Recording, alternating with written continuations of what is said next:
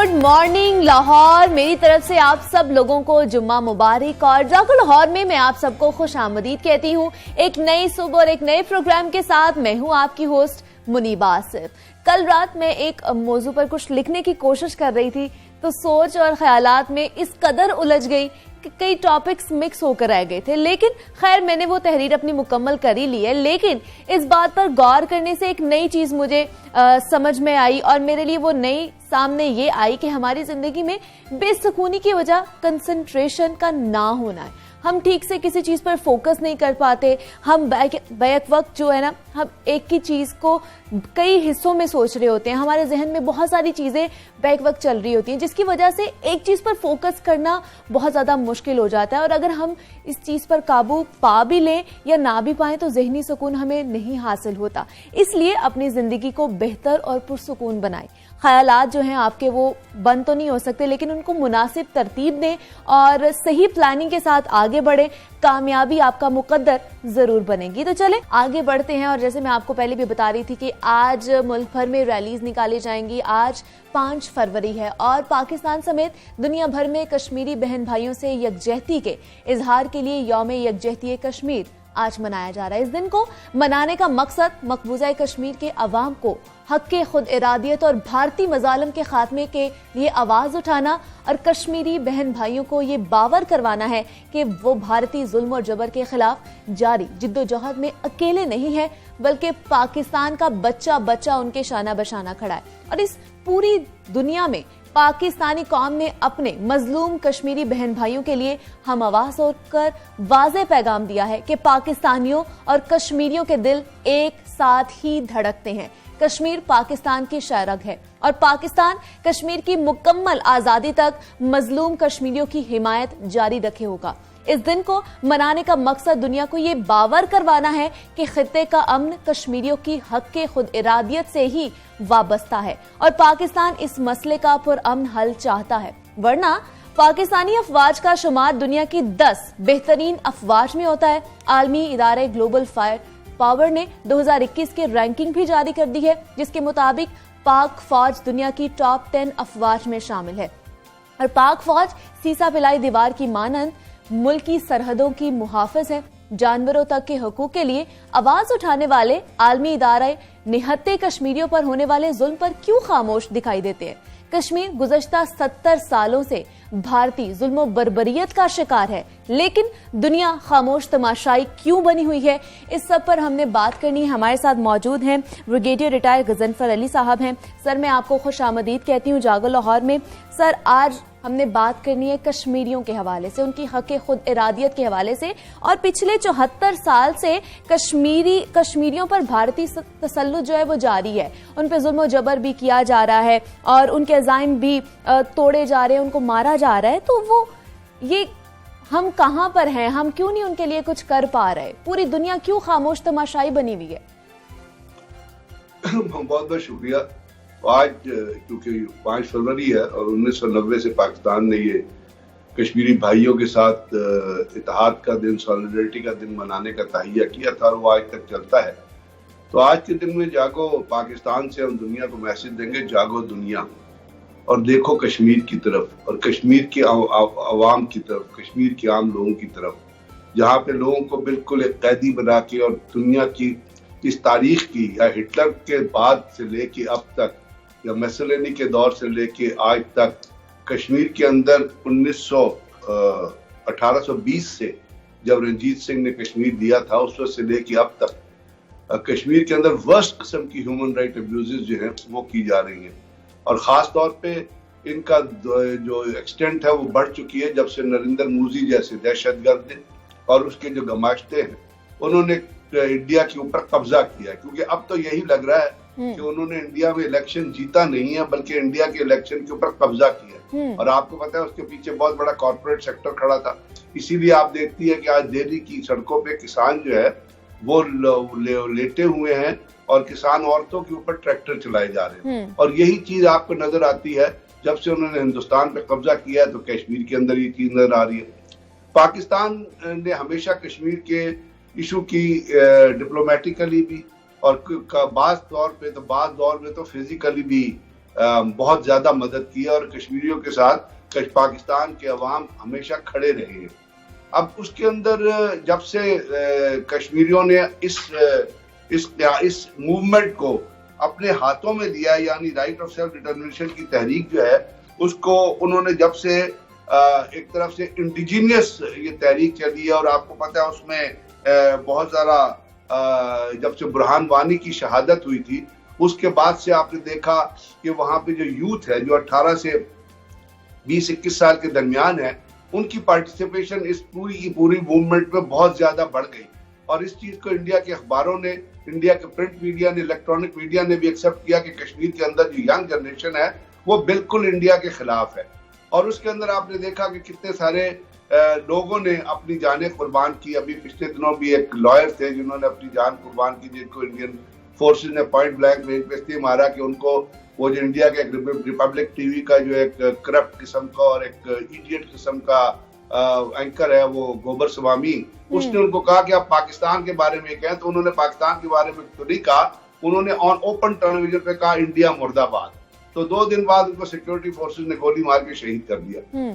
और उसके साथ साथ जो कुछ एमनेस्टी इंटरनेशनल की तरफ से आया, बल्कि यूनाइटेड नेशंस की जो ह्यूमन राइट्स कमेटी की जो रिपोर्ट है उसकी तरफ से जो कोई रिपोर्ट आई, उन्होंने तमाम के तमाम फिगर्स उठा के दे दिया कि कितने बच्चों को अगवा किया जा रहा है, कितनी औरतों को रेप किया गया है, किस तरह वहां पे लोगों को डिटेंशन सेंटर में रखा जा रहा है, कहाँ वो पे जुल्म ढाए जा रहे हैं। और पिछले हफ्ते भी और इस दफा भी न्यूयॉर्क टाइम्स ने अभी परसों आर्टिकल, सर ये जो सब आप बता रहे हैं ये सब नजर भी आता है, आदमी मंजरनामे पे सबको नजर आ रहा है कि किस तरह कश्मीरियों को मारा जा रहा है, उनके ऊपर जुल्म सितम किया जा रहा है, तो फिर भी आलमी बरादरी जो है वो खामोश क्यों है, ये तजाद क्यों पैदा हो रहा है? जी हाँ, यही मैं कह रहा था कि तमाम चीजें जैसे आपने कहा कि सारी चीजें अब पाकिस्तान की तरफ से तो थी, लेकिन ये इंटरनेशनली भी ढकी छुपी नहीं रही, कोई इस पर मुलम्मा नहीं लगा सकता, कोई इन चीजों को कवर नहीं कर सकता, क्योंकि जो इंटरनेशनल बरादरी है यूरोपियन यूनियन से लेके ब्रिटिश पार्लियामेंट, अमेरिकन कांग्रेस तक है। अब इसके आगे अगला स्टेप आता है, जैसे आज पाकिस्तान अगर राइट ऑफ सेल्फ डिटरमिनेशन के लिए हम लोगों से डिमांड कर रहे हैं, सिर्फ पाकिस्तान के अंदर नहीं, बाहर जो आप कश्मीरी रह रहे हैं वो भी आज सड़कों पे निकलेंगे। तो अब यहाँ सवाल बहुत बड़ा ये पैदा होता है ना कि कश्मीर का जो मामला 1947 के बाद जो खास तौर पे सामने आया था, उसमें नेहरू जो है वो गया था कश्मीर के लिए, अपना यूनाइटेड नेशन सिक्योरिटी काउंसिल ने कहा था कि हम ये मसला जो है कश्मीरियों की मंशा के मुताबिक तय करना चाहते हैं, हम उन्हें right of self determination grant करना चाहते हैं। और जो एक जाली इंस्ट्रूमेंट ऑफ एक्सेशन की जो बात करते हैं, जो साइन हुआ था और इंडियन फोर्सेस ने लैंड किया था पंच में, उसके अंदर भी एक प्रोविजन थी जिसमें यह था कि हम इस मसले को, उसका टॉपिक था रेफरेंस टू द पीपल, और रेफरेंस टू द पीपल के मुताबिक ये है कि ये मामला जो है लोगों की मर्जी के मुताबिक तय होगा। ये नेहरू ने कहा था, प्रोविजन ऐड की थी इंस्ट्रूमेंट ऑफ एक्सेशन में, ये लोगों की मर्जी के मुताबिक तय होगा, महाराजा की मर्जी के मुताबिक नहीं तय होगा। और वो टेम्परेरी था, वो जो इंस्ट्रूमेंट ऑफ एक्सेशन था, प्रोविजनल था। तो दुनिया को ये चीजें हमने बावर कराई हैं, और ये इसी तरह बावर कराई हैं जिसमें आपने जुलूस निकाले, जलसे किए, तकरीरें की, और इमरान खान साहब ने जाके जो यूनाइटेड नेशन सिक्योरिटी काउंसिल के अंदर तकरीर की। अब यहाँ पे जो सवाल आप कर रही है ना, वो सवाल है कि ये सब कुछ क्यों हो रहा है, जबकि यूनाइटेड नेशन के अगर कोई करारदाद पास हुई है तो यूनाइटेड नेशन ईस्ट तैमूर में मसला हल करा चुका है, साउथ सुडान में मसला हल, यहाँ क्यों नहीं हल करा रहा? असल में यहाँ सिर्फ इसका जवाब जो आपको मिलता है वो बड़ा तल्ख जवाब है, लेकिन वो जवाब ये है कि चूंकि यूनाइटेड नेशन के अंदर सिक्योरिटी काउंसिल के अंदर चाइना को छोड़ के जो अजारादारी है वो है अपना वेस्टर्न कंट्री थी, जहाँ पे हाई ग्रेड क्रिश्चियंस इन्वॉल्व है, और ज़ियोनिस्ट लॉबी जो यहूदी लॉबी है उसका बहुत ज्यादा इन्फ्लुएंस है।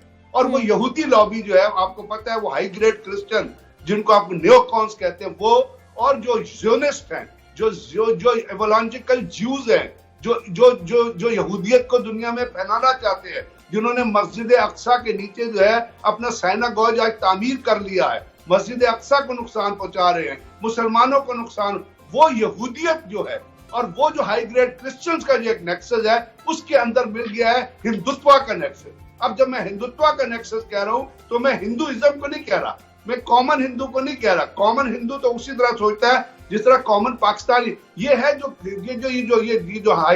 दहशतगर्द टोला इंडिया के ऊपर काबिज है ना, नरेंद्र मोदी, अमित शाह और उसके जितने गमाश्ते हैं, उन्होंने पॉलिटिकल जो उनका सोच है उसको मजहब के अंदर डॉक्टेल कर लिया। जब मजहब के अंदर वो पॉलिटिकल सोच को मिलाते हैं तो वो दहशतगर्दी को जन्म देती है। सर अगर देखा जाए तो कश्मीर पर 3 पाक भारत जंगें भी हो चुकी हैं जिनका कोई नतीजा अखज नहीं हुआ। उसके बाद हम लोग कहते भी हैं कि आप मुज़ाकरात करें, भारत मुज़ाकरात की तरफ भी नहीं आता, तो ये मसला हल कैसे होगा? क्या हमें अक़वाम मुत्तहिदा या अमेरिका को यहाँ पर आना पड़ेगा या मुदाखलत करना पड़ेगी इसमें? इसकी तब्दीली है आज की तारीख में। अगर आप देखें कि पहले इस चीज को जो है वो मसला तसव्वुर यूएन के अंदर भी खामोशी थी और दुनिया की सारी ताकतों के अंदर भी खामोशी थी। अब इसके अंदर आज की डेवलपमेंट ये है कि दुनिया इस चीज को एक्सेप्ट करती है कि ये एक मसला है जिसने हल होना है। और यूनाइटेड नेशन के सेक्रेटरी जनरल की जब कानून स्टेटमेंट आई उसने कहा कि जी पाकिस्तान और इंडिया दोनों न्यूक्लियर स्टेट है, तो एक फ्लैश पॉइंट है, तो Kashmir has to be resolve. इस तरह आपको पता है ट्रंप ने जब इमरान खान साहब गए थे और उसके बाद भी उसने सालसी की पेशकश की। हालांकि पर्सनली तो मैं ये फील करता हूँ और तारीख को पढ़ के ये फील होता है और यूनाइटेड नेशन की किरदार को पकड़ के ये जो करारदादे हैं उनको पढ़ के आप ये महसूस करते हैं कि इस वक्त आर्बिट्रेशन की जरूरत नहीं है, इस वक्त यूनाइटेड नेशन को फिजिकल मैयर देने की जरूरत है। और सबसे पहले यूनाइटेड नेशन को ये कहना चाहिए कि जो करारदादे उन्होंने पास किया उसकी जो आर्टिकल 2 है वो ये कहती है कि कश्मीर के अंदर से जो सिक्योरिटी फोर्सेज हैं उनका इनखला किया जाएगा। अब पाकिस्तान के अंदर तो उतनी ही सिक्योरिटी फोर्सेज जो बॉर्डर की प्रोटेक्शन के लिए लगे हुए हैं, उसमें हम कमी कर सकते हैं, उसमें कमी हो सकती है अगर दोनों मुल्कों के दरमियान आपस में कोई दरमियान में आर्बिट्रेशन और यूनाइटेड नेशन आए। लेकिन सबसे पहले इंडिया को वो भारत की बात कीजिए, भारत क्यों नहीं मुज़ाकरात की तरफ आता? क्या चाहता क्या है? वो झूठा कभी मुज़ाकरात पे आता है। जो गलत स्टांस पे होता है वो कभी मुज़ाकरात पे आता है। चोर कभी मुज़ाकरात पे आता है, चोर तो कहता है मैंने चोरी नहीं की। डाकू कभी मुज़ाकरात करता है, कातिल कभी मुज़ाकरात करता है, वो तो कहता है मैंने कत्ल नहीं किया। वो तो आखिरी वक्त तक झूठ बोलता है, धोखा देता है, गलत सबूत पेश करता है, गलत वकील हायर करता है और ये कहता है कि जी मैंने तो। यही भारत का रवैया आप देख लें कि वो मुज़ाकरात पे इसलिए नहीं आता कि जैसे मैंने आपसे अर्ज किया कि Nehru right of self determination के लिए यूनाइटेड नेशन में गया था, पाकिस्तान नहीं गया था उस वक्त। नेहरू ने उस वक्त अपना तारीख में जब ये इंस्ट्रूमेंट टैक्सेशन में ये प्रोविजन ऐड की थी, पटेल को उसने कहा था और हमारा वो जो इंडिया जो कश्मीर का चीफ मिनिस्टर उन्होंने अपॉइंट किया था उसको ही वहां महाजन उसको कहा था कि ये प्रोविजन ऐड करे कि ये मसला जो है ये लोगों की it will be decided according to the will of Kashmiri, और उसमें महाराजा की लोगों की, तो जब लोगों की मर्जी के मुताबिक, तो जब वो इंडिया ये एक्सेप्ट कर चुका है और ये ऑन रिकॉर्ड, मुझे शिमला अकॉर्ड भी यही कहता है, अगर शिमला अकॉर्ड का सहारा लेना चाहे ना तो उसकी आखिरी प्रोविजन ये कहती है कि अगर दोनों के दरमियान मसला हल न हुआ तो it will be resolve by the according to United Nation General Assembly की जो रेजोल्यूशन।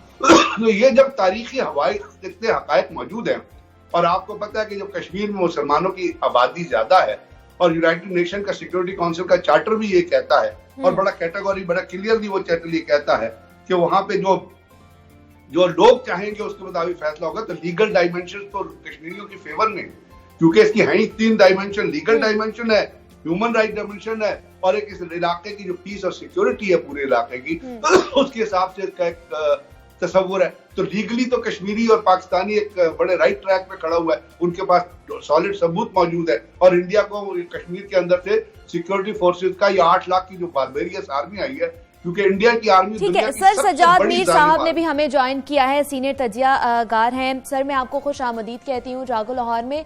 सर आज हम कश्मीर के हवाले से बात कर रहे हैं, उस पर जो जुल्म सितम ढा रहे हैं भारती, वो उस पर बात कर रहे हैं, उनसे भी बात करने की कोशिश करेंगे। ब्रिगेडियर रिटायर्ड गजनफर अली साहब से मैं दोबारा बात करने की कोशिश करूंगी। सर अब हमें क्या करना चाहिए, किस साइड पे जाना चाहिए, क्या अब हमें वो इकदामात उठाने चाहिए कि कोई रिजॉल्व हो सके ये चीज?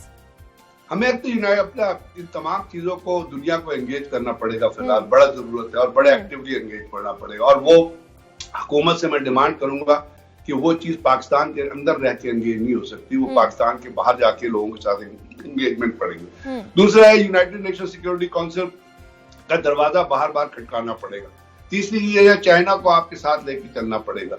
चौथी चीज ये है कि आपको यूनाइटेड नेशन सिक्योरिटी काउंसिल के ऊपर ये प्रेस करना चाहिए कि पाकिस्तान ने यूनाइटेड नेशन सिक्योरिटी काउंसिल के ऑब्जर्वर है, उनका दफ्तर पाकिस्तान ने पिंडी में खोला हुआ है। हमने तमाम ऑब्जर्वर जो है उनका एक वर्किंग स्टेशन कोटी में है, एक मुजफ्फराबाद में है और हम उनको जब भी कोई डिस्प्यूट होता है हम उनको लाइन ऑफ कंट्रोल पे जाने की ठीक है इजाजत देते सर, हैं। हम ये तो चाहते भारत हैं को कि ये मसला जो है ये अब जल्द से जल्द रिजॉल्व हो जाए और जो भारत है वो वहां से निकल जाए कश्मीर से, और उन पे जो जुल्म और सितम ढा रहा है वो भी खत्म कर दिया जाए। हमारी नेक ख्वाहिशात हैं और हमारी अल्लाह से दुआ ही है कि ये सब चीजें जल्दी रिजॉल्व हो जाए। हमारे साथ ब्रिगेडियर रिटायर्ड गजनफर अली साहब मौजूद थे और पूरी जो भारत में कश्मीर में हो रहा है उस हवाले से हमें बता रहे थे।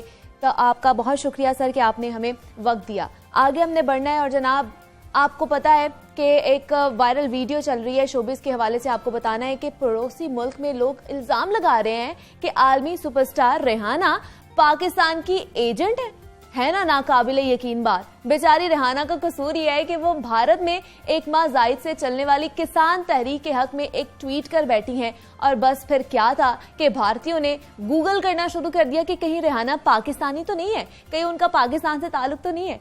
कई एक ने तो उन्हें ISI का एजेंट भी करार दे दिया और यही हशर समाजी रहनुमा ग्रेटा थॉनबर्ग का भी हुआ है, जिन्होंने लिखा था कि हम भारतीय किसानों के साथ खड़े हैं। उन शख्सियात की तरह नायब अमरीकी सदर कमला हैरिस की भतीजी मेना हैरिस ने भी एहतजाज किया। उन्होंने अपने ट्वीट में भारतीय हुकूमत को आड़े हाथों लेते हुए लिखा कि इंडियन हुकूमत दुनिया की सबसे बड़ी जमहूरियत का दावा करती है, मगर वहां किसानों पर तशद्दुद करके उनका इस्तेहसाल किया जा रहा है। और इस पर भारतीय हुकूमत और सेलिब्रिटीज भी बिफर गए कि हम पर तनकीद क्यों की जा रही है। जनाब तनकीद करोगे तो फिर तनकीद सुनना भी पड़ेगी, अगर दूसरों पे जुल्म करोगे तो आप भी जुल्म के शिकंजे में आओगे। तो ये आज का अभी वाला सेगमेंट हमारा खत्म हो गया है। वापस आएंगे छोटी सी ब्रेक के बाद।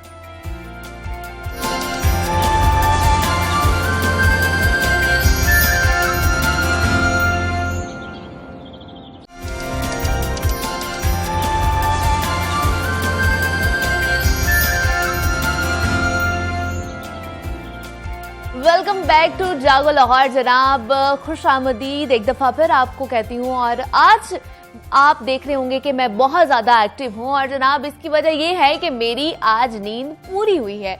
और वैसे भी नींद इंसान के लिए इंतहाई ही जरूरी है और जितनी जिंदा रहने के लिए ग़िज़ा नींद पूरी ना हो तो अगले दिन की सारी रूटीन खराब हो जाती है आपकी और सुस्ती की वजह से कोई भी काम हम ठीक से नहीं कर पाते। अगर पुरसुकून नींद ना हो तो थकन, बेचैनी और कई नफ्सियाती मसाइल का भी सामना करना पड़ता है।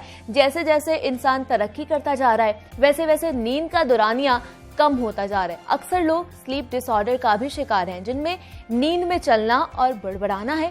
स्लीप पैरालिसिस, नींद में झटके लेना या खराटे लेना आम होता जा रहा है और इन कैफियत के दौरान लोग अपने बिस्तर से उठकर चलना भी शुरू कर देते हैं और नींद में बातें करने भी लग जाते हैं और आवाजें निकालने या बड़बड़ाने भी लग जाते हैं। इसी तरह कुछ लोगों की आंखें भी खुली रह जाती हैं और झटके लगना शुरू हो जाते हैं और ज्यादातर लोग अपनी हरकत से मुकम्मल लाइल्म होते हैं और ये मसला सिर्फ बड़ों में ही नहीं पाया जाता बल्कि बच्चे भी इसका शिकार हो रहे हैं, जिसकी वजह से बहुत सी जिस्मानी और ज़हनी बीमारियां जन्म ले रही हैं। और दौरान नींद कौन सी मुख्तलिफ कैफियत हमारी नींद में खलल का बाइस बनती हैं और इनका इलाज कैसे मुमकिन है।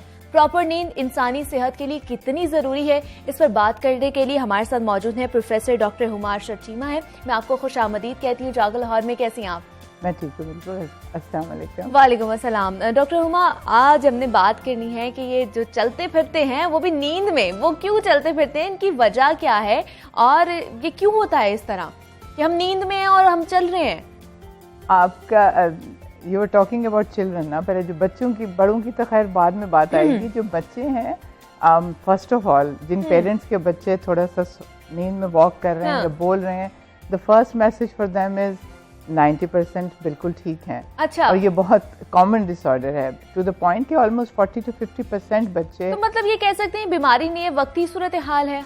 देखो, इसको एनालिसिस करना पड़ता है। जब पेरेंट आके हमें बताता है तो फिर इट्स वेरी इंपॉर्टेंट कि वो 10% या 8% बच्चे जिनको एक्चुअली कोई प्रॉब्लम है और स्लीप डिसऑर्डर है उनको डिफरेंशिएट करें हम। अच्छा। क्योंकि ग्रेट मेजॉरिटी नॉर्मल है। और इसकी सबसे कॉमन वजह है कि जब या बच्चा बहुत थका हुआ है या उसकी नींद का जो टाइमिंग है, जो कि पूरे पाकिस्तान में सुन गड़बड़ है। exactly. और अक्सर होती है कि बच्चे रात 2 बजे तक सोए नहीं है, सुबह 11 बजे तक सोए।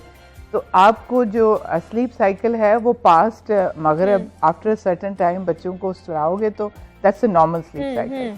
लेकिन अगर वो डिस्टर्ब्ड है तो ज्यादा इंसिडेंस होता है स्लीप वॉकिंग का और स्लीप टॉकिंग का। अच्छा। तो और यस एंजाइटी और स्ट्रेस से रिलेशन है।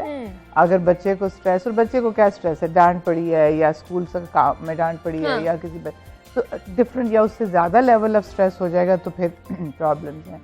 कई बच्चों को छोटे से परसेंटेज को जिसको हम कहते हैं स्लीप एपनिया, किसी के एडिनॉइड्स या टॉन्सिल्स बड़े हैं और वो रात को बहुत स्नोरिंग कर रहा है और हड़बड़ा के कई दफा वो उठते हैं। These children ये भी they're more likely कि वो स्लीप वॉक करेंगे या स्लीप टॉक करेंगे, बट मेजॉरिटी जो स्लीप वॉकिंग है between 4 to 8 is the maximum time age, और जनरली इसका बड़ा प्रिडिक्टेबल टाइम होता है। बच्चा सोता है 2 घंटे बाद, इट्स एग्जैक्टली ऑलमोस्ट 2 आवर्स।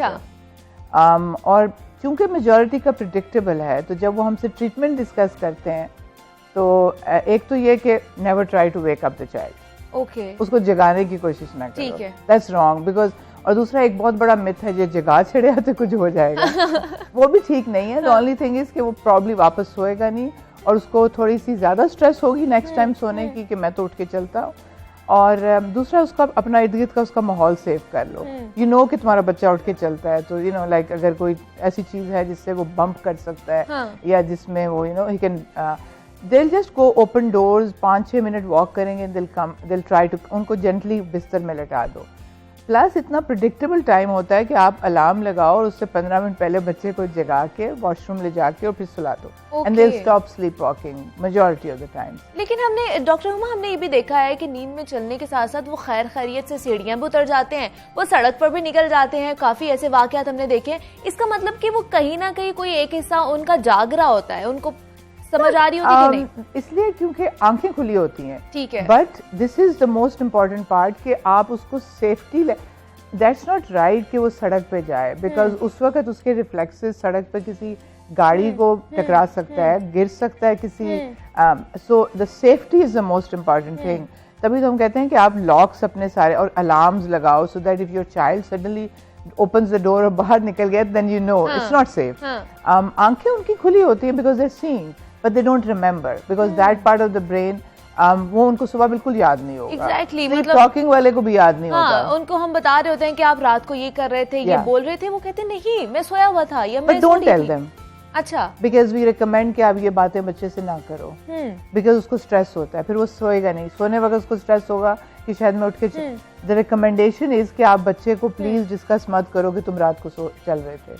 अच्छा, because he doesn't remember and there is no point because he will get stress और वो सोने में देर लगाएगा और stress will promote more sleep walking. तो क्या ये वक्त के साथ साथ ये बीमारियां इसको कुछ कह लिए बढ़ती जाती है, इसका कोई इलाज है या कुछ? बढ़ती नहीं है, ठीक होती है, ठीक हो जाती है। Majority by teenagers they are outgrown it, मतलब मेजॉरिटी 4 से 8 के अगर बच्चे को हो रही है तो 8 साल के बाद नहीं होगी, और अगर टीन्स में जाती ही है तो टीन्स के बाद बहुत स्मॉल परसेंटेज ये वो हैं लोग जिनको वाकई स्लीप डिसऑर्डर्स है या जिनको नाइट टेरर्स भी होते हैं।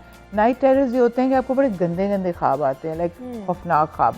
छोटे बच्चे भी उस वक्त टेरराइज होते हैं और वो ज़्यादा वो आवाज़ें भी ज़्यादा निकालते हैं, वो sleep and they make out very funny sounds, माँ डर जाती है, चीख मारते हैं। They are having night terrors.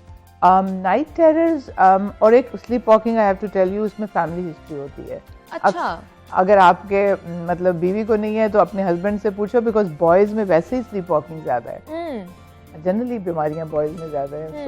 अच्छा, girls are a little lucky in one sense in that genetic बीमारियां भी बहुत सारी बॉयज में ज्यादा होती हैं। सो आपका जो your husband you know ask your husband कि भाई तेरी अम्मा क्या कहती है, रात को वॉक करते थे, so they have a family history। उनके लिए मतलब अगर आपकी फैमिली हिस्ट्री है, वहाँ पर किसी को होता है माँ या बाप में से, तो आप में भी आ जाता है वो?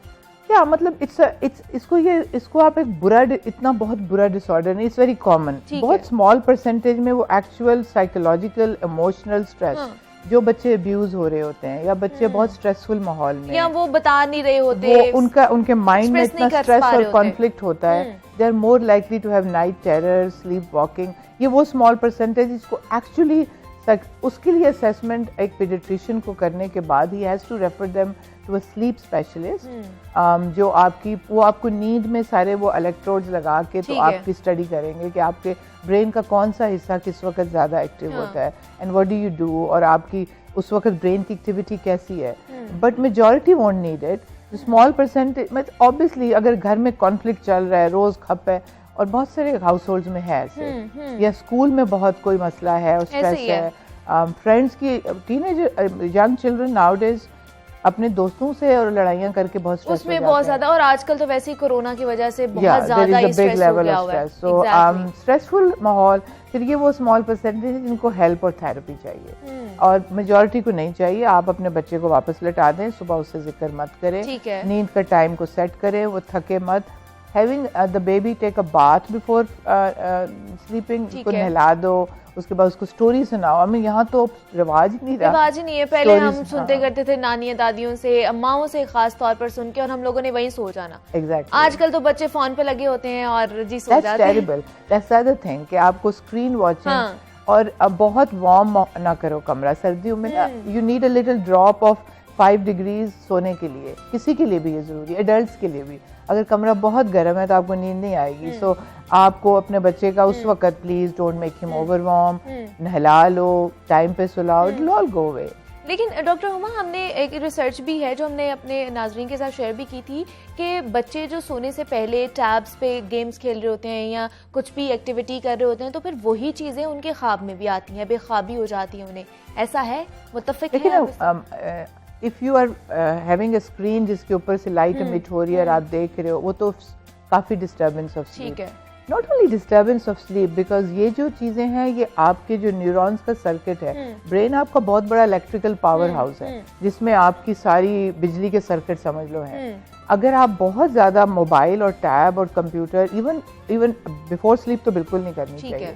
Even in the day time आपके सर्किट्स इतना मैसअप करते हैं कि आपके पूरे थॉट प्रोसेस, आपकी साइकी, आपकी मेमोरी, आपकी रिटेंशन मेमोरी, हर चीज को अफेक्ट करते हैं. सो नॉट ओनली आपके पूरे इमोशंस को अफेक्ट करते हैं. आपके लिम्बिक सिस्टम है जो आपके इमोशंस और ड्रीम से कंसर्न्ड है, उसके अंदर बहुत न्यूरोनल अपसेट करते हैं if you have too much screen watching.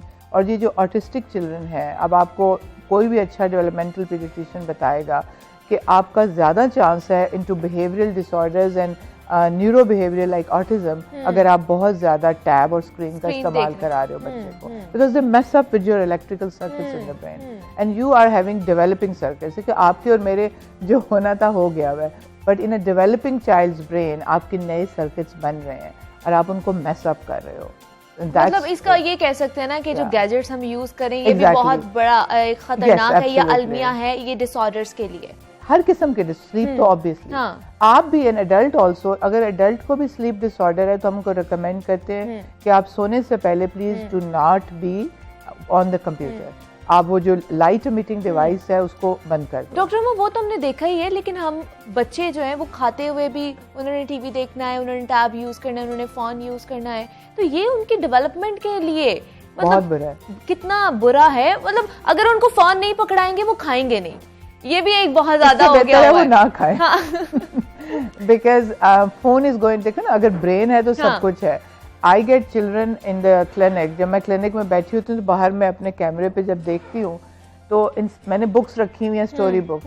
कोई बहुत कम माँ है जो स्टोरी बुक उठा के बच्चे, everybody is on the waiting time में सब मोबाइल पे. और अगर बच्चे को डिस्ट्रैक्ट करना है डॉक्टर के पास तो वो सेल फोन है उसके पास कि भाई ये रोएगा नहीं. And so through out the time उसके पास खाना खाने एज यू आर सेइंग, और उसको जब माँ ने आपस में सहेलियों ने बात करनी है और बच्चा तंग कर रहा है तो तब भी उसको फोन दे देना, तुम कर लो जो भी कर लो. But it's messing up their brains.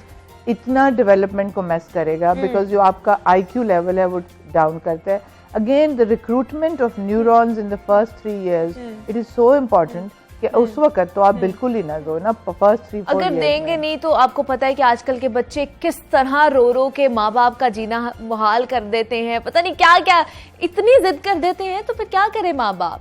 I think जिद के लिए एक और चीज जो है ना, फ्रीक्वेंटली पाकिस्तानी स्टाइल में ना उनको एक ये ना किया करो, बिकॉज उससे तो you have reach the last resort. लेकिन जिद का तरीका ये होता है कि आप इग्नोर करो जिद को.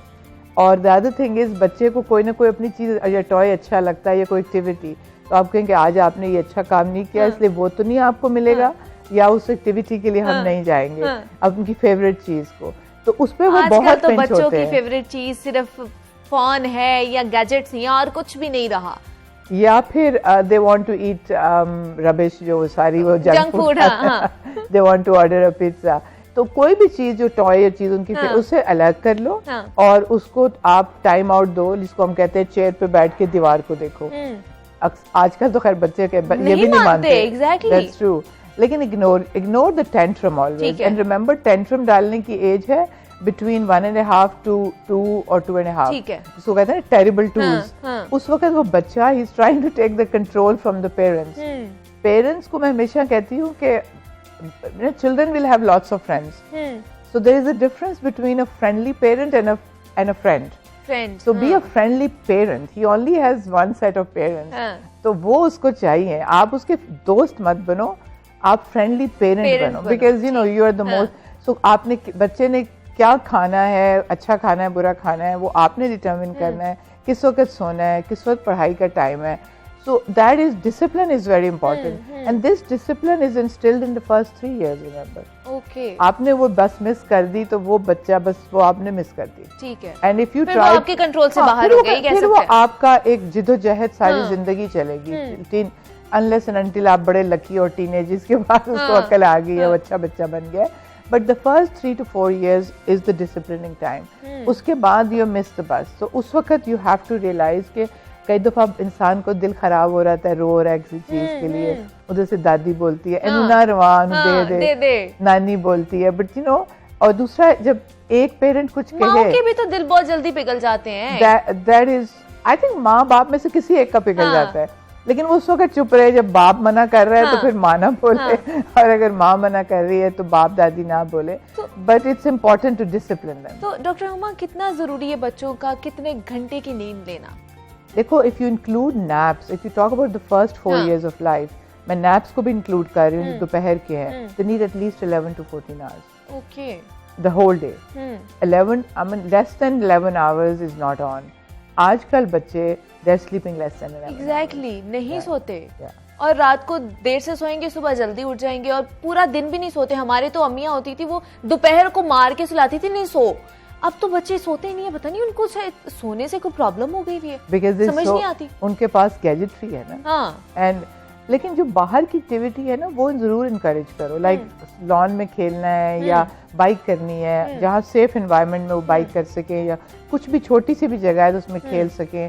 यू नो, जो पुराने थे rope skipping and those kind of things, वो अब कम हो गई है ना, बहुत वो सारा दिन वो पोटैटो चिप्स खाते हैं और कसम से, मतलब हर चीज जो हमने एक्टिविटीज की हुई है, जो हम लोगों ने बाहर जाके खेल खेले हुए हैं, अब के बच्चे वो नहीं। You are too young, you are still a kid, so आपको मैं नई जनरेशन में इंक्लूड कर रही हूँ। You are the tablet generation ना, आपने मोबाइल इस्तेमाल किया हुआ है, लेकिन बहुत बाद में आके किया है, बचपन में नहीं किया, मतलब था, लेकिन आपके पेरेंट्स ने दिया नहीं। हाँ, your parents were sensible in that. Like मेरे बचपन में तो सेल फोन था ही नहीं, बट मेरा बचपन बाहर बाग में गुजरने वाला बचपन था ना, लेकिन आजकल के बच्चे इतना बड़ा बाहर एरिया हो भी तो नहीं खेलते, बिल्कुल ऐसे ही। सेफ्टी का भी शायद है, लेकिन फिर भी I think it's important that they do. और घर में भी बहुत माओं को बच्चों को एंगेज नहीं करती, उनको ऑन देयर ओन बहुत देर के लिए छोड़। एग्जैक्टली। सो जो परवरिश है और जो तरबियत है, you have to engage the child with yourself. खुद कहानी सुनाओ, खुद उसके साथ बैठ के सब कुछ उसको प्ले टाइम दो। अगर आप सिर्फ किसी मेड पे छोड़ते हो, या बाकी बहन भाइयों के साथ, या कजिन्स के साथ, या अकेला, उसमें से काफी सारा टाइम तो वो ठीक रहेगा, लेकिन ही नीड्स दैट तरबियत time and engaging time. So full on mother की इंगेजमेंट होनी चाहिए, छोटे से बच्चे से भी। उसको अकेला नहीं छोड़ो टू प्ले। तो फिर किस तरह बच्चों को, एक तो मसला ये है रिस्पॉन्सिबिलिटी, किस तरह समझाए, रिस्पॉन्सिबल किस तरह बनाए बच्चों को, किस एज से उनको बताना चाहिए कि अब आपने ये चीज खुद करनी है? राइट फ्रॉम 1.5 years आप स्टार्ट ऑफ करते हो कि जो खिलौने वो उसने स्प्रेड किए हैं, तो आपको मामा को हेल्प करो, आओ इसको इकट्ठा करें। यहाँ पे कोई बच्चा अपनी सफाई भी खुद नहीं करता, exactly। वो मेड आती है, वो चीजें उठाती है बाद में। So you this is responsibility. अपनी चीजें उठाओ, यहाँ से साफ करो, अपना बिस्तरा बनाओ, फिर as he grows older. But 1.5 साल पे उसको कहते हैं कि अपनी बॉटल उधर रख दो बेटा, हाँ, दे विल अंडरस्टैंड, इवन बात नहीं कर रहे होते but they will put the thing away, so it starts from there, but as they grow older सुबह जाते हैं बिस्तरे ऐसे छोड़ जाते Exactly, हैं, हाँ। पीछे से माएँ और मेड ने सफाई कर बिल्कुल ऐसे ही है। सो responsibility starts right from very early on, plus अपने चोर्स, जो बच्चा घर में चोर्स नहीं करता, हाँ। academically even the Harvard research has shown that if you don't assign chores, काम जो छोटा मोटा आपने उसकी their academic performance उनकी अच्छी है, toppers वो हैं जो chores भी, जिनको responsibility दी, लड़के को बाप ने कहा तूने गाड़ी संडे को साफ करनी है, और लड़के को और भी रिस्पॉन्स, मतलब लाइक जो रिस्पॉन्स अपना बिस्तरा ठीक करना है, so these kids do better in life। और आप जापानीज को देखो या most in fact even the Jewish kids in US, जब वो सामान लाते हैं ना अपनी ग्रोसरी का, तो छोटे छोटे बच्चों को वो कहते हैं कि इसको अलाइन करो, फ्रिज में रखो, so that they start understanding कि यू नो चीज़ों को रखना है। This little responsibilities from the very little kids onwards, ये बहुत ज़रूरी है for the discipline, for the mental growth and development, these are important things. बच्चों के साथ साथ हमारे वालिदैन की भी एक जिम्मेदारी है कि वो बच्चों पे चेक एंड बैलेंस रखें और उनका ध्यान रखें। हमारे साथ मौजूद थी प्रोफेसर डॉक्टर हुमा अरशद चीमा मौजूद थी। मैं आपका बहुत शुक्रिया अदा करती हूँ कि आप यहाँ पर आई और हमें बताया कि इस डिसऑर्डर के हवाले से कि जो बच्चे नींद में चलते हैं, बोलते हैं कि वो क्यों होता है, वो किसी स्ट्रेस में होते हैं या जो भी उनके पहले चल रहा होता है, तो ये आप घर में रहने की बजाय आप उन्हें डॉक्टर के पास लेकर जाएं, उन्हें बताएं कि ये मसला चल रहा है। तो मैं दोबारा अपनी चाय मंगवाती हूँ, आपने भी जो कुछ खाना पीना है इस ब्रेक में खा ले, क्योंकि हमने बहुत सारी बातें करनी, बहुत सारे सेगमेंट्स हैं जो आप तक पहुंचाने, आपने कहीं नहीं जाना, हमारे साथ ही रहना है। मिलते हैं एक छोटी सी ब्रेक के बाद।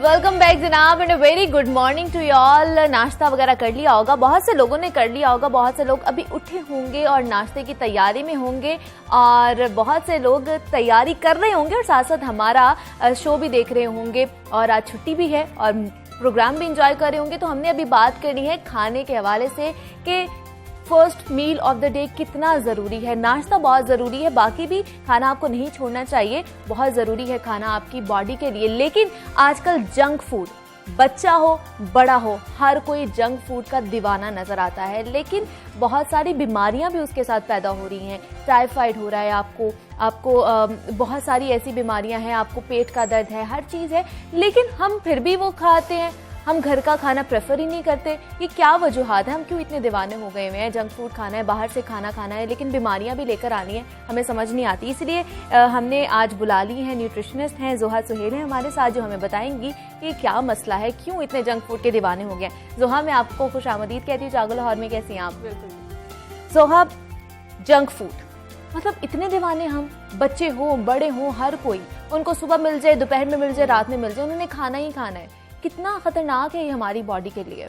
मुनीबा, जंक फूड के बारे में सबसे पहली बात मैं ये कहना चाहूँगी कि जंक फूड ऐसा फूड है जो सिर्फ कैलोरीज प्रोवाइड करता है, ठीक है, किसी किस्म का ग़िज़ाई अज़्ज़ा, न्यूट्रिएंट्स हमें प्रोवाइड नहीं करते। तो वो चीज़ें जो सिर्फ कैलोरीज देती है वो हमारे लिए बहुत नुकसानदेह है। वक्ती तौर पर आपको उसका जो नुकसान है वो नज़र नहीं आता, लेकिन जब आप बहुत ज़्यादा उसका कंजम्पशन शुरू कर देंगे तो आपको नुकसान नज़र आने शुरू हो जाएंगे। अब जैसे आप बात करें कि बच्चे हैं, बूढ़े हैं, एडोलेसेंट हैं, हर कोई जंक फूड ले रहा है। उसके पीछे बेसिक रीज़न क्या है कि ईजी कन्वीनियंस, आराम से अवेलेबल है, चीप है। जो हेल्दी फूड है वो महंगे हो गए, जंक फूड जो बहुत चीप अमाउंट्स में मिल जाता होता है। कुछ नहीं पकाने का दिल तो आप जंक फूड ऑर्डर करवा लेते हैं, ऐसे ही है। सबसे ज्यादा इसके पीछे रीजन ये है। अब इसको लोग कंज्यूम भी कर रहे हैं, उसकी वजह से नुकसान सबसे पहले वजन में ज्यादती आते हैं।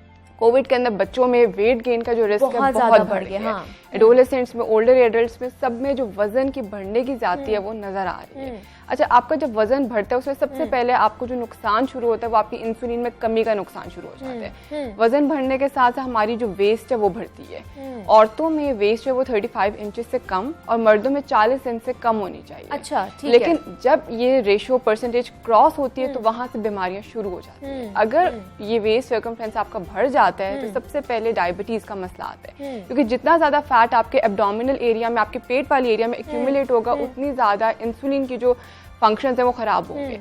और इंसुलिन एक ऐसा मादा है हमारी बॉडी का जो हर एक न्यूट्रिएंट की, ग़िज़ाई अज्जा की मेटाबॉलिज्म के लिए, हाजमे के लिए बहुत ज़रूरी है। जब आप खाना खाएंगे वो बॉडी हजम नहीं करेगी तो वो आपकी बॉडी पे सम अप होगा और आपको डिफरेंट बीमारियों की तरफ लेके जाएगा। लेकिन ज़ोहा कहते हैं कि जो आप बचपन में खाते हो, सेहतमंद ग़िज़ा खाते हो, वो सारी जिंदगी आपके साथ चलती है और आप सेहतमंद रहते हो। लेकिन अगर हमारी बुनियाद ही फास्ट फूड होगी तो हम कैसे एक हेल्दी लाइफस्टाइल अपना सकते हैं, अपनी बॉडी को मेंटेन रख सकते हैं?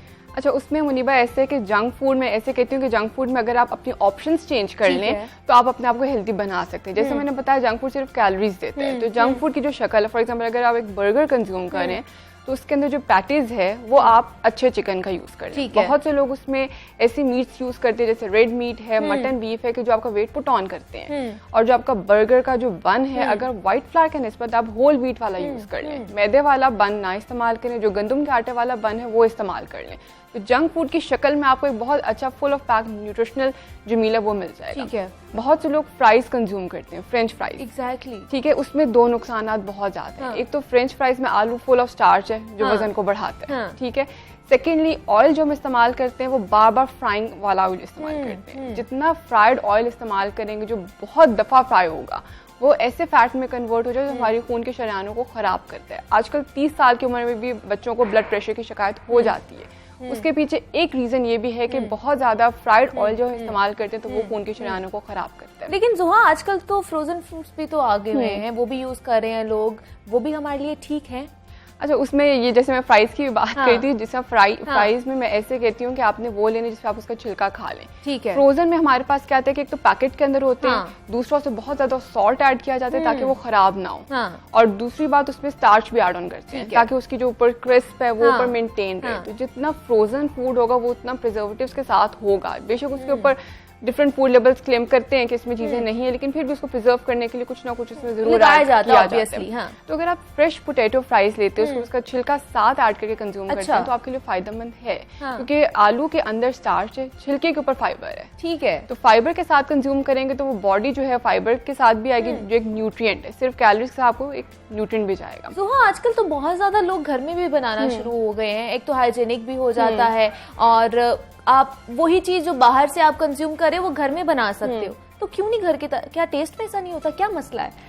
बात कन्वीनियंस की आ जाती है कि घर में हम लोग कुछ करना नहीं चाहते। हम लोग चाहते हैं कि रेडी टू ईट फूड हो, हम उसको सिर्फ फ्राई करें, रेडी टू कुक हो और हम उसको कंज्यूम करें। तो सिर्फ बात यहाँ पर यह आ जाती है कि हम लोग खुद से कोई एफर्ट नहीं पुट ऑन करना चाहते अपनी मील को प्रिपेयर करने के लिए। अब जैसे बंस की मैं बात कर रही हूँ, तो अगर आप अपना टेस्ट डेवलप कर लें इन बंस की तरफ और घर में आप एक होल व्हीट रोटी के साथ आप उसको बन के फॉर्म में कंज्यूम कर लें, तो आपकी जो हेल्थ है वो भी खराब नहीं होगी और आपको उसके फवाइद भी एक्स्ट्रा मिलेंगे। तो क्या बच्चों के पेरेंट्स की बहुत ज्यादा जिम्मेदारी है इसमें? क्योंकि हमने देखा है कि बच्चे बचपन में ही फ्राइज खा रहे होते हैं, जैसे आपने बताया, मीठा बहुत ज्यादा खाते हैं, खीर बना के दे दी, कस्टर्ड, मीठी चीजें बना, तो हमारी जिम्मेदारी आती है वालिदैन पर कि वो इन चीजों को कंज्यूम करने से रोके। बिल्कुल, पेरेंट्स की काउंसलिंग बहुत इंपॉर्टेंट है। मेरे पास जब छोटे बच्चे आते हैं प्लानिंग के लिए, तो उनकी पेरेंट्स की काउंसलिंग करना बहुत इंपॉर्टेंट हो जाता है। और पेरेंट्स इस एज में होते हैं कि उनको एक साइंटिफिक वे में समझाना जरूरी होता है। जिस तरह से भी आप खीर की बात करें, ट्राइफल की बात करें, उसमें बहुत ज्यादा चीनी जो है वो हड्डियों को कमजोर कर देती है।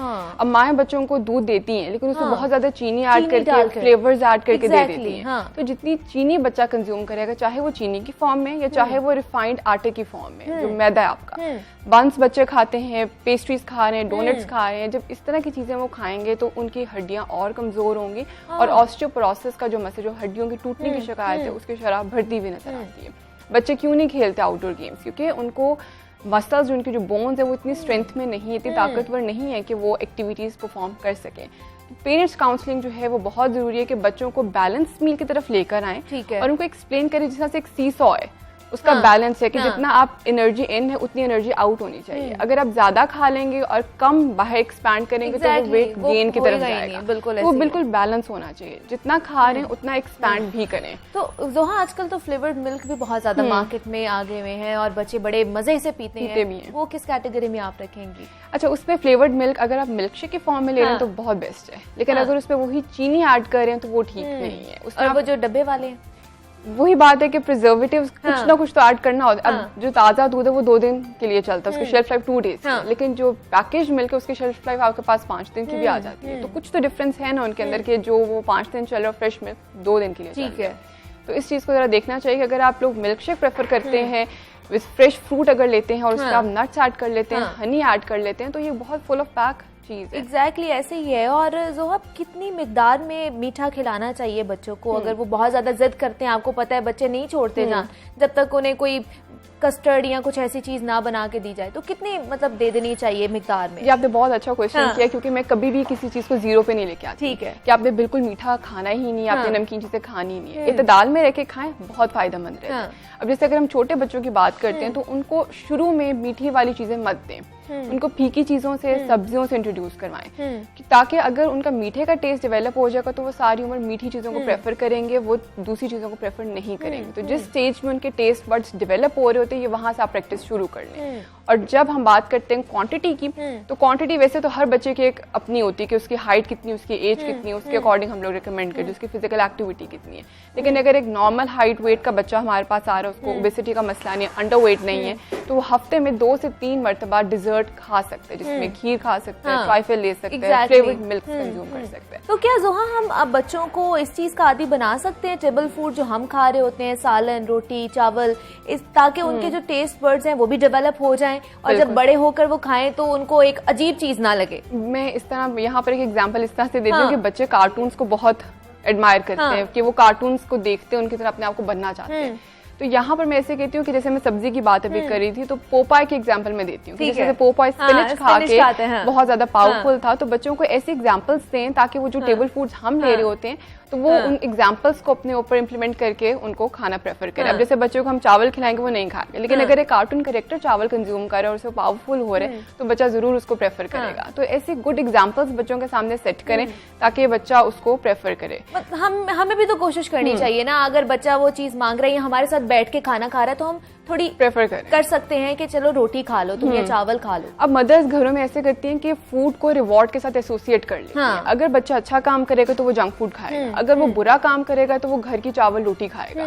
तो रिवॉर्ड के साथ फूड को एसोसिएट मत करें, खाने को रिवॉर्ड ना बनाएं कि अच्छे काम पे बुरा खुराक मिल रही है और गंदे काम पे घर का जो खाना है वो मिल रहा है। तो रिवॉर्ड के साथ खाने को एसोसिएट ना करें। और ये हमारे घर में प्रैक्टिस चलती है, बहुत चलती है। चॉकलेट्स अमूमन बच्चों को तभी मिलती है जब वो कोई अच्छा काम करते हैं, रोटी तब मिलती है जब वो ग्रेड अच्छे नहीं लेते। एग्जैक्टली। अभी आपने चॉकलेट की बात कर ली, उस हवाले से भी पूछ लेते हैं, चॉकलेट कितनी जरूरी है या बच्चों के लिए अच्छी है या बुरी है? अच्छी बुरी की बात मैं इस तरह से करती हूँ कि हर चीज के फवायद भी और नुकसान भी हैं। चॉकलेट जहाँ हमें फायदा देती है वहाँ उसके थोड़े बहुत नुकसान भी हैं। ज्यादा नुकसान उसका तब आ जाता है कि जब आप उसको ज्यादा खाते हैं। अच्छा। ज्यादा खाने से परहेज करने, क्योंकि बच्चों के जैसे दांत डेवलप हो रहे होते हैं। छोटी उम्र के बच्चों को अगर बहुत ज्यादा स्टिकी फूड जिसमें चॉकलेट्स हैं, कैंडीज हैं, गम फिल्ड चीजें हैं, वो देंगे तो उनके दांत खराब हो जाएंगे। अगर देनी भी है और बच्चा जिद भी कर रहा है, तो उसमें आप उसकी डेंटल हाइजीन थोड़ी सी प्रमोट करें, कि उसको थोड़ा बताएं कि इमीडिएट खाने के बाद रिंजिंग कर लेंगे, क्योंकि जब बहुत टाइम के लिए स्टिकी फूड चॉकलेट मुंह के अंदर रहती है तो वो बैक्टीरिया ग्रो करती है। अगर बच्चा चॉकलेट खाने के बाद फौरन टीथ ब्रश कर लेता है या रिंजिंग कर लेता है तो वो मसला खत्म हो जाएगा। तो मदर्स को इस पॉइंट पे भी काउंसिल करना चाहिए कि अगर बच्चा जिद कर रहा है तो आप उसको जरूर दें, मना ना करें, क्योंकि ये उसकी ग्रोथ का हिस्सा भी है। आप रोकेंगे तो ऑब्वियसली फिर भी उसे खानी है, लेकिन साथ प्रिकॉशंस लेकर चलें ताकि उसमें नुकसान उसको नजर ना आए। मतलब अगर वो मांग रहा है ज्यादा तो एक बार उसको दे दी या थोड़ी सी दे दी, मना तो नहीं कर सकते हम बच्चों को कि वो जिद लगा के, आपको पता है, बैठ जाते हैं, इतना रोते हैं कि माँ बाप तंग आ जाते हैं और वो फिर पूरी चॉकलेट भी पकड़ा देते हैं कि जी खा लो, जो मर्जी कर लो। बस प्रिकॉशन साथ रखें ताकि नुकसान जो है वो बढ़े नहीं। और मुझे बताइए जुहा, हमारे लिए भी, अगर बड़ों की बात की जाए, बच्चों के साथ साथ बड़े भी तो बहुत शौक से खाते हैं, मैं खुद बहुत शौक से खाती हूँ, हमारे लिए कितनी मिकदार होनी चाहिए? अच्छा, हम लोगों के लिए इस तरह से, जैसे अब आप हेल्दी बॉडी वेट में आती है, मैं हेल्दी बॉडी वेट में आ जाती हूँ, तो हम लोगों के लिए 3 आउंसेस जो चॉकलेट है, यानी कि 3 आप उसके क्यूब समझ लें, ठीक है, वो हम इजीली खा सकते हैं, हफ्ते में 2 दफा भी ले सकते हैं। लेकिन जो ओवरवेट में आ रहे हैं, जिनका वजन ज्यादा है, जिनको ब्लड प्रेशर का मसला है, उनके लिए मिल्क चॉकलेट जो है वो अच्छी नहीं है, बट वो डार्क चॉकलेट की तरफ जा सकते हैं। अच्छा। क्योंकि डार्क चॉकलेट में हमारे पास शुगर की जो क्वांटिटी है वो कम होती है as compare to milk chocolate, तो वो डार्क की तरफ जा सकते हैं। लेकिन डार्क चॉकलेट लोग प्रेफर नहीं करते उसके टेस्ट की वजह से, तो फिर बेहतर ये है कि वो उनका जो कंसल्टेंट है उनसे रिकमेंडेशंस ले लें कि महीने में या 15 दिन बाद हम कितनी चॉकलेट कंज्यूम कर सकते हैं ताकि कोई साइड इफेक्ट्स ना नजर आए। तो जुहा, अगर बच्चों की बात की जाए तो उनको कौन सी, अगर एक्सरसाइज की बात की जाए, हेल्दी एक्सरसाइज कब से उनको स्टार्ट कर देनी चाहिए ताकि वो फिट भी रह सके, और अगर वो खा भी रहे हैं जंक फूड लेकिन उस तरह मोटे ना हो? मुनीबा, उसमें जैसे मैंने बताया कि एनर्जी इन आउट बराबर बराबर तो बच्चों को उनके स्कूल के टाइम पे यानी कि 1-2 क्लास में जब बच्चा आता है तो वहीं से उसको थोड़ी थोड़ी फिजिकल एक्टिविटी की आदत डाल देनी चाहिए, क्योंकि ये वो टाइम होता है जब बच्चा सीख रहा होता है, वो ग्रो कर रहा होता है। आप जो चीज़ उसको सिखाएंगे वो उसकी लॉन्गर रन में उसकी मदद करेगी। छोटी उम्र के बच्चों को वो एक्सरसाइजेज जरूर सिखाए जाएं जो उनके बाजू और पाँव को, टांगों को इन्वॉल्व करें, जिसमें क्लाइंबिंग आ सकती है, किकिंग आ सकती है, जिसमें वो बॉल को किक करें या किसी चीज़ को पकड़ कर अपने आप को आगे लेकर जाएं, क्योंकि जितनी ज़्यादा बच्चे ऐसे एक्सरसाइज करेंगे उतने उनके मसल्स जो हैं वो स्ट्रांग रहेंगे, हड्डियाँ उनकी ग्रो करेंगी। बच्चों में जो हाइट कम रहने का मसला है वो इसलिए भी आता है कि बचपन में वो ऐसे एक्सरसाइजेज नहीं करते कि जिनमें उनके लिम्स इन्वॉल्व हो। तो बच्चों को शुरू में प्राइमरी स्कूल के एज में उनको लिम्स वाली एक्सरसाइजेज जिसमें भागना है या किकिंग करनी है या क्लाइंबिंग करनी है वो एक्सरसाइजेज सिखाएं ताकि मसल्स ग्रो करें और स्ट्रेंथ में रहें, क्योंकि वो बच्चे जो एक्टिविटी नहीं करते उनकी भी हड्डियां कमजोर होती हैं। क्योंकि हमारी हड्डियां ऐसी हैं कि जो हर वक्त एक प्रोसेस में होती है जिसमें सेल्स बन भी रहे होते हैं और खत्म भी हो रहे होते हैं। तो बच्चे जो बैठे रहते हैं पूरा दिन उनकी हड्डियां जो है उनके नशोनमा ठीक नहीं पूरा दिन गैजेट्स के साथ वो एक ही जगह आपको बैठे नजर आएंगे, यहाँ तो खाते हुए नजर आएंगे, यहाँ तो वो गैजेट्स पे नजर आएंगे, तो फिर यही होगा, मोटे होंगे और दूसरा ऑस्टियोपोरोसिस, रिकेट्स का मसला बहुत आ जाएगा। छोटी उम्र में बच्चे गिर जाते हैं, फ्रैक्चर्स हो जाते हैं, हल्की सी चोट होती है और फ्रैक्चर आ जाता है। तो ये फिजिकल एक्टिविटी ना करना फ्रैक्चर के रिस्क को बढ़ाने के पीछे एक रीजन है हमारे पास। अच्छा, तो 1 क्लास के बच्चों, मेरे ख्याल से बिल्कुल 1 क्लास के बच्चे से ही हमें फिजिकल एक्टिविटीज जो है वो शुरू करवा देनी चाहिए। और आपको लगता है हमारे स्कूल्स में ऐसी होती है? अगर स्कूल्स की बात की जाए तो होती नहीं है। यूजुअली बच्चे उस पीरियड को एक बहुत टेंस पीरियड समझते हैं कि पता नहीं उस पीरियड में हमने क्या करना है। बच्चे घर में हमने कभी की नहीं, माँ बाप ने बाहर भेजा नहीं है एक्टिविटी के लिए, तो फिर स्कूल जाके कैसे करेंगे बच्चे? मुश्किल आ जाती है बच्चों को। लेकिन ये स्कूल्स के ऊपर है, और अगर स्कूल में बच्चा नहीं करे तो घर में पेरेंट्स को चाहिए कि वो घर के अंदर गैजेट्स को प्रेफर ना करें, वो जो आउटडोर गेम्स हैं उनको प्रेफर जरूर करें। तो सुहेल हमारे साथ मौजूद थी, तो हमें आपका बहुत ज्यादा शुक्रिया अदा करती हूँ कि आज हमारे शो पर आई हैं आप और हमें अच्छी अच्छी टिप्स देकर जा रही हैं। जनाब, हमारा यहाँ पर वक्त खत्म हो गया है और उम्मीद करती हूँ कि आपको ये वाला शो बहुत ज्यादा पसंद आया होगा। मुझे इजाजत दीजिए, अपना बेहद ख्याल रखिए और मुझे भी दुआ में याद रखिएगा आप। अल्लाह हाफिज।